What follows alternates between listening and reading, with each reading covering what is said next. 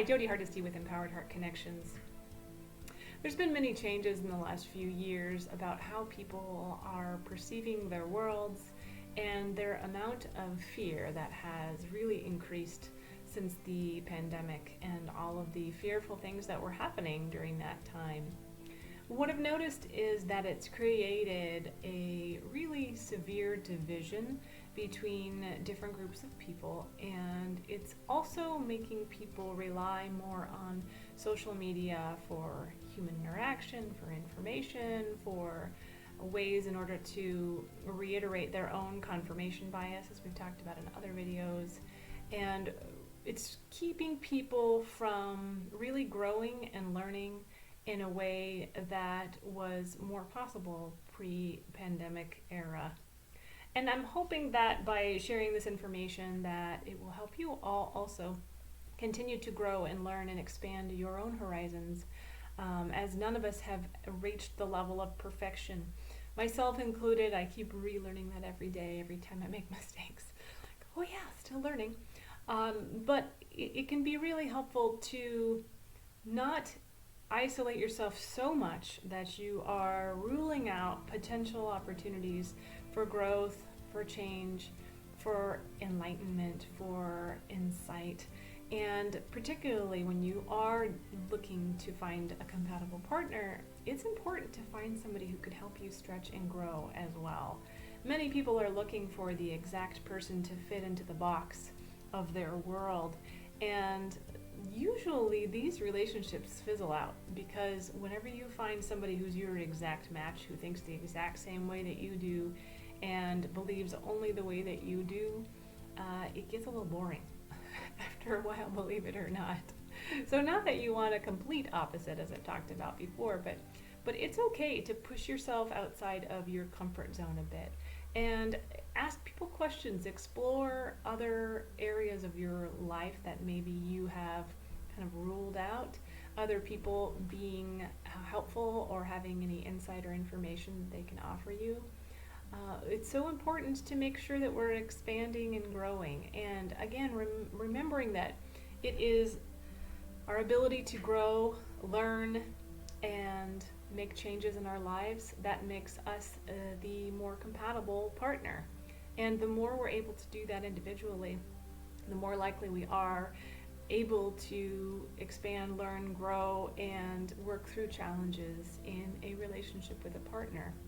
So continue to expand your horizons, continue to ask questions with people that you don't understand. And especially if you are dating, be curious about somebody who's maybe outside of your box. Obviously, you don't want somebody who's extremely outside of your box, but somebody who might challenge you or push you a little bit outside of your comfort zone. Be curious. Nothing says you have to follow through with dating them, but be curious about why they think the way they do, why their beliefs are the way they are, and see if you can't gain a little bit of insider knowledge for your own life. It's so helpful for people to understand that differences don't necessarily make someone a rule out. And in fact, in my relationship, I've talked about before, is my husband and I are opposites in many ways and have really allowed each other, encouraged each other to think differently than we have a tendency to think. And it's really allowed us to put ourselves in the other person's shoes a little more empathetically and be able to see things in a way that we didn't know we were struggling with not seeing. So don't rule people out because they are a little bit different than you are. And this includes friendships. Especially, this is the thing that's been so hard for me to watch during this pandemic, is couples who have become divided because of their political affiliations or because of their extreme beliefs that they've gotten pushed because of fear and because they are aligned with a particular belief system, rather than being able to be open-minded and to explore and understand. But what happens is whenever we get so fearful, like what's happened with the pandemic, we tend to hold to our base beliefs and we get rigid and we get inflexible and we have a hard time opening our minds to other possibilities because we're really struggling just to survive. That fear mentality keeps us from being able to open our hearts to other possibilities. It keeps us holding on to that death grip of, oh my God, how can I do anything differently because I have to survive. This is the only way I can survive. And the irony is whether you were on one side or another, most people survived. Most people got through it. Most people were able to overcome this period of time that was very tragic for many and was very painful for many. But whether you believe one way or another was irrelevant, whether you survived or not. But that primal fear that was being really reinforced and reactivated by, depending on what information you were listening to, was keeping people really feeling trapped and stuck.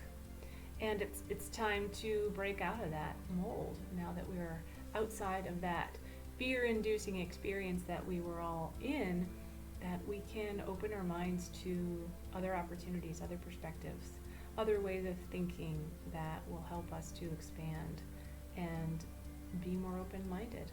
There's nothing that makes a relationship implode more than rigidity.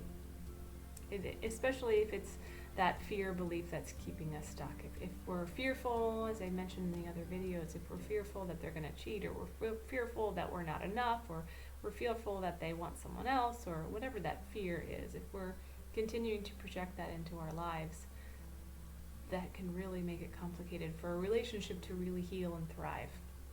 So be clear about what your expectations are, but also about what your limitations are.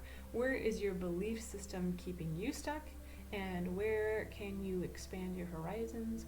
Who are some people that you could explore, and particularly people that you're in great opposition with, just to expand your horizons a bit, is why do they believe the way they do? And what I find is, for most people, even whenever somebody has an extreme opposition to something that I believe, that if I come to them with an open heart and an open mind, I can actually have some sort of empathy for where they're at with their belief or their perspective. Because often people have a whole story about why they believe the way they believe, and they usually have some sort of historical experience that's given them evidence to support that belief. And even if it's not from a logical place, sometimes talking to people about why they've come to that conclusion from an emotional perspective can be really helpful. And you can even potentially help them see that it's an emotional perspective. But really going into the conversation with the goal of learning about them, but being able to be open-minded and accepting of what their belief is, not going into it trying to change their mind, but really just trying to open yourself up to opportunities and to other people's perspectives. Because the more we're able to do this, the more you truly are able to really get to know someone and find out whether they are either a compatible match or even potential friendship. But many people, when we go into these conversations with extreme division or extreme opposition to someone, we end up arguing emotionally, name-calling, or escalating with our feelings, rather than coming from a place of understanding, rather than acknowledging, oh, I understand that you see that way, or even if you disagree, like I understand that you feel that way. I don't quite see it like that, but I can see how you would get to that place, because many of these experiences have been reiterating these fearful perspectives. So it's difficult whenever you come at someone from a confrontational perspective to get much of a real conversation other than kind of defensiveness. So really being open to exploring in a loving, respectful way is, tell me why you feel that way, or what is it that makes you believe that, or how did you come to that conclusion? Some of those questions to really explore in more depth, to find what the real person is behind the story, what the real reasoning is behind the difference in perspective. And the more we're able to do this, the more we're able to truly find a positive connection with people who even have differences than us, and you might even have some sort of epiphany yourself of, oh, I'd never thought of it that way. Thank you for watching. I hope this has been helpful.